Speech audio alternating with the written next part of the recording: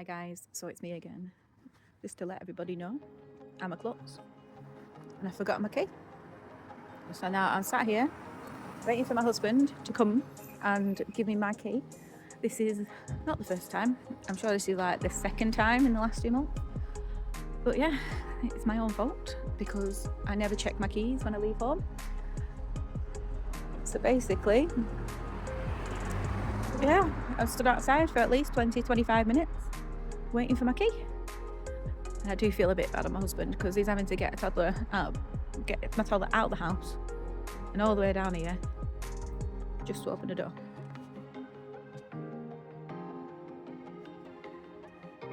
Silliness. So this is Frida. Frida is our Saint Bernard. She's such a good girl, look at her. All I need to do is say paws and she always gives me her paws and I can do them nicely and do her nails. So this is my first dog of the day.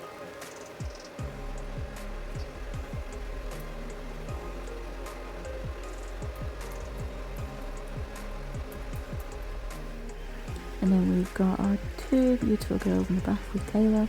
How gorgeous are these? How amazing are these? Jump on and do some red flags as being a dog groomer. So if you ever get told that he never bites anyone, he's just mouthing you, you better believe you're going to be bitten a few times in that session. I brush him every single day, and the dog has a solid brick of matting right underneath the fur layer. Honest to God, how many times I hear that in a day?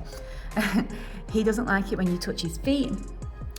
Right, well, if that's a 80-pound golden retriever, the performance of a WWE finishing move to get this dog nail clipped, it's unbelievable. Or you're gonna get bit, simple. Another one is, can you just shave out the max and leave him long? They don't understand the laws of physics and how the skin works. So if that hair is getting chopped out, you're gonna have a polka dot dog for at least, if they keep on top of it, at least 6 months. Because if you've got long-haired dog and you've got bits missing here and everywhere, honestly, it's not gonna work out. I'm in a rush. I can pick him up in about 45 minutes.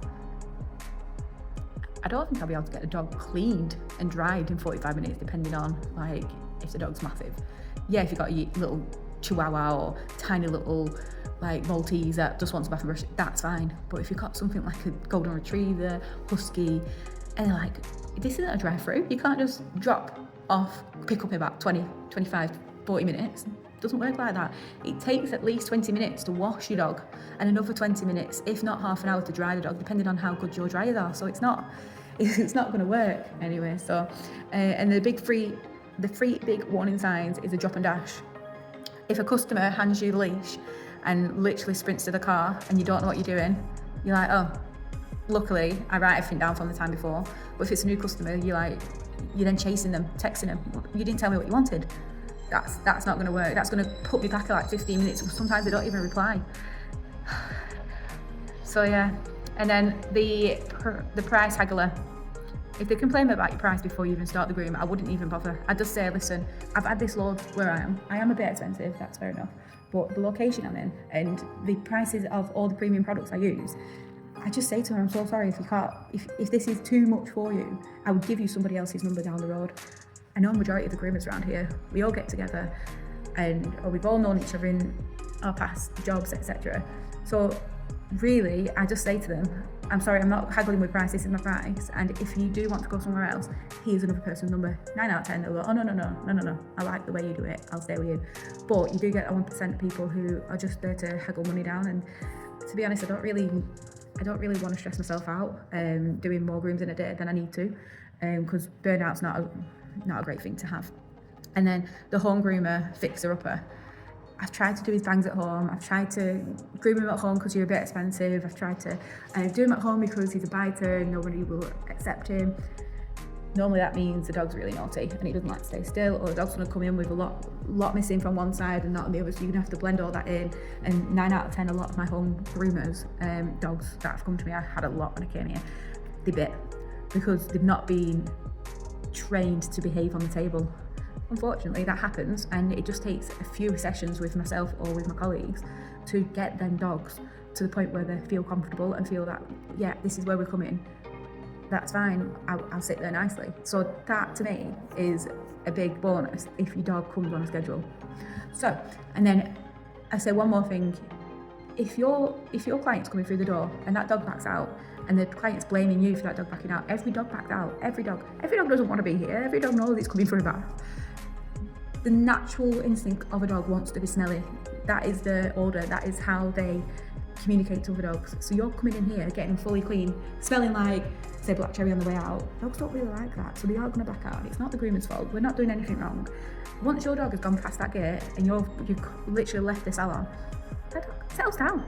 It settles down, doesn't mind. It literally loves the grooming process. This is why I did my YouTube channel, to show people how much products we use, how many things we do on the table, what we do ins and outs with the groom, and how we treat the dogs. Because I feel like people think we've got a magic wand, we bring the dog into the salon, and within 2 hours, I'll go, whoosh, and they're done. So yeah, it's great to have that outlet to show people that grooming does take a lot of effort, it does take a lot of skill, it takes a lot of products, and it takes a lot of time. And this is why groomers need to start putting the prices up, because you are all burning yourselves out, girls, all burning yourselves out. I used to be the same, and now I feel like I've got to a happy medium. I'm not covering my expenses to the point where I want to. But honestly, please, if you are a groomer, look into how much you charge for your dogs. If that dog takes you 2 hours, 2.5 hours, and you're charging £40 and less, you could be working at McDonald's. Honestly, your skill set are worth so much more. And I'm a big believer that every single groomer is amazing. Everyone's on a different path. Everyone started from somewhere. But if you're charging under what you should be charging, honestly, loves, you need to look into it. Honestly, me and my other groomers in this area have sat down and discussed our pricing, and we were like, we're not charging enough for what we have to do. Seminars, we have to do training, one seminar is £90, 1 day seminar, and we have to do that all year round. Every year we have to make sure we're up to date on all our training. There's always new trends coming out that we need to have a look at, and honestly, even our tools are so expensive. So please charge your worth. Anyway, that's my rant for the day. We're getting near to the end of the day, and this is our 14-year-old. How cute is he? And finally, our last dog of the day is Grim. And he's taken 2 of us to grooming today. Taylor's having a little bit of a rest whilst I'm dancing to keep my little rhythm going.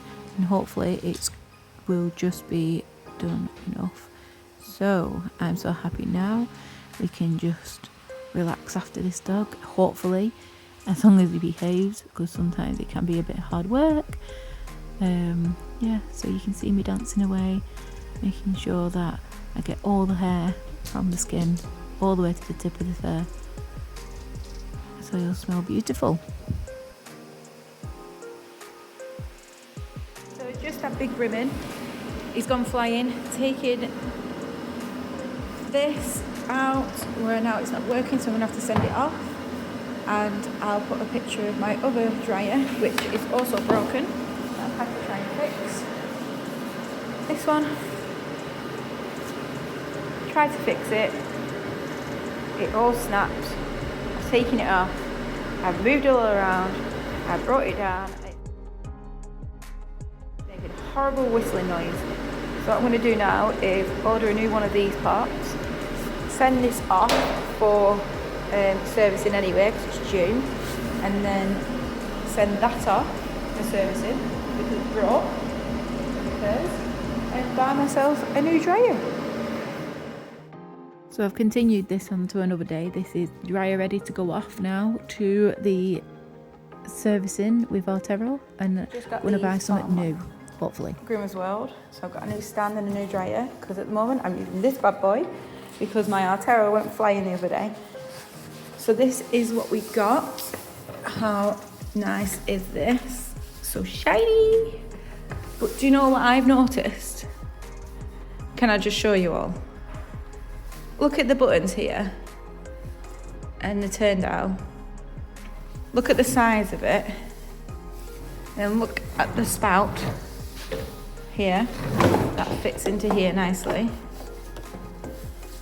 And there's something very similar about this. Look at the handle. Where have I seen that handle before? And this kind of machine?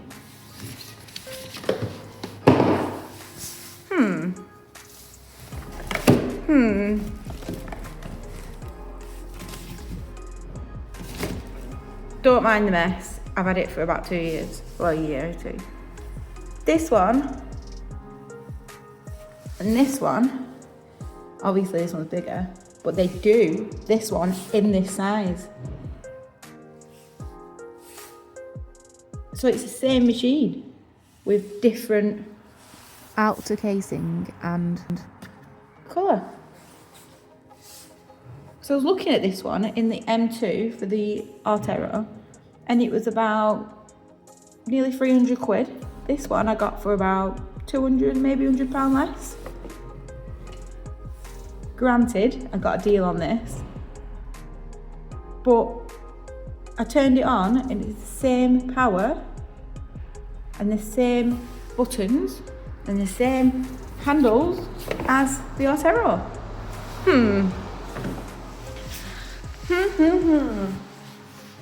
So that came in this bracket. Let's pop that over here.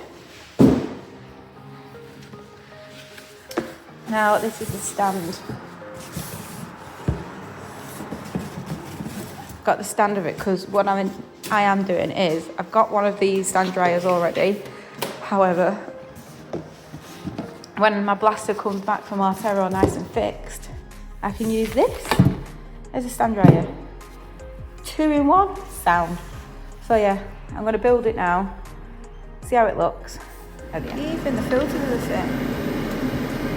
Get these 2 filters on each side.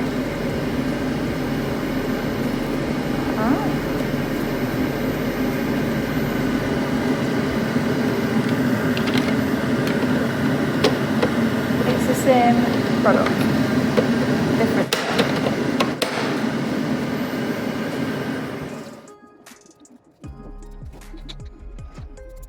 So you see me here, I'm actually assembling it all myself. Usually I get my husband to do it. However, he's not here today, so let's see if I can do it myself. If you notice, I keep looking back at the sheet to make sure I'm doing it properly. But to be fair, this bit here, I don't think I managed to do it properly, as I did struggle to tighten it. However, I'll take all this off now, make sure it fits on nicely. I did struggle with this, unfortunately. I had sped it up for the video, but you can notice when it's all down, it kind of is a bit wobbly.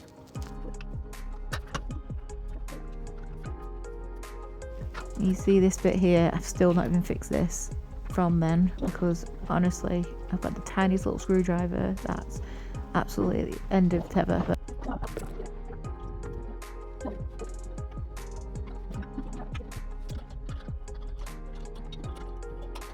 I actually really hurt myself. This actually trapped my hand inside. I don't think I've recorded it, but it bloody hurt.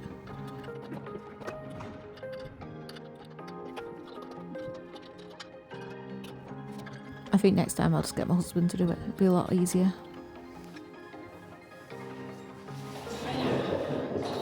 See how this works.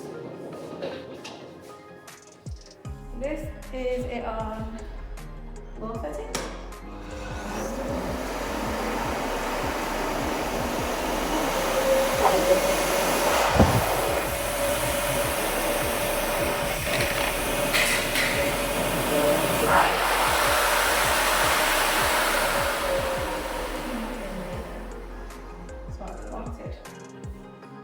Woohoo! That's a lot better than this one.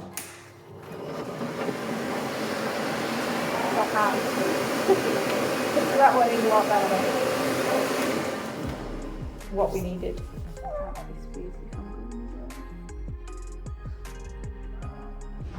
How sleek does that look? Looks really nice. Considering this was supposed to be a little vlog, so sorry it's taking all this time.